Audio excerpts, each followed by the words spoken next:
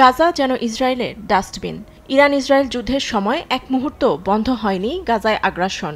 ইসরায়েলে যে বিমান দিয়ে বোমা ও ক্ষেপণাস্ত্র হামলা চালায় ইরানে, সেই বিমান ফেরার পথে অবশিষ্ট বোমা ও ক্ষেপণাস্ত্র দিয়ে হামলা চালিয়েছে গাজায়। এমন চাঞ্চল্যকর তথ্য প্রকাশ করেছে দ্য টেলিগ্রাফ। এক ঢিলে দুই পাখি মারার কাজ করেছে ইসরায়েলি প্রতিরক্ষা বাহিনী আইডিএফ। পুরো বিশ্বের নজর যখন ইরানের দিকে, তখন গাজায় চলেছে ভয়াবহ হত্যাযজ্ঞ।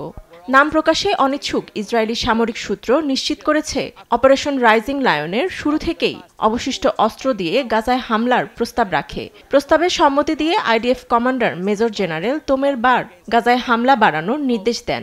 এ হামলায় খান ইউনিসের আল আত্তারের একাধিক তাঁবুসহ মাগাজি শরণার্থী শিবিরে শতাধিক বেসামরিক নাগরিক নিহত হয়েছে।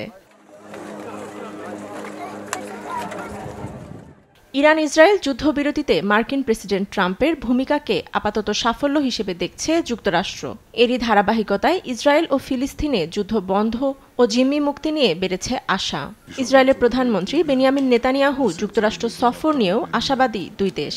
কয়েকদিনের মধ্যেই যুদ্ধবিরতি ও জিম্মি মুক্তির চুক্তি ঘোষণা হতে পারে।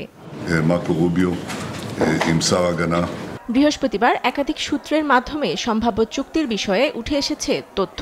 মিশরীয় সংবাদ মাধ্যম আল রাত জানায়, চুক্তিতে গাজা থেকে ইসরায়েলি সেনাদের আংশিক প্রত্যাহারের বিষয়ে উল্লেখ থাকবে। এছাড়াও হামাসের কাছে জিম্মিদের মুক্তির সঙ্গেই স্থায়ী চুক্তির বিষয়ে আলোচনা শুরু হবে। যুদ্ধবিরতি চুক্তিতে গ্যারান্টি হিসেবে থাকবে যুক্তরাষ্ট্র। আলোচনায় আরও থাকবে চূড়ান্ত যুদ্ধবিরতি ও যুদ্ধোত্তর উপত্যকায় শাসন ব্যবস্থা সম্পর্কে ব্যবস্থা গ্রহণ। চুক্তিতে সম্মত হলে মিশর ও কাতারের মধ্যস্থতায় আলোচনায় বসার আছে সম্ভাবনা।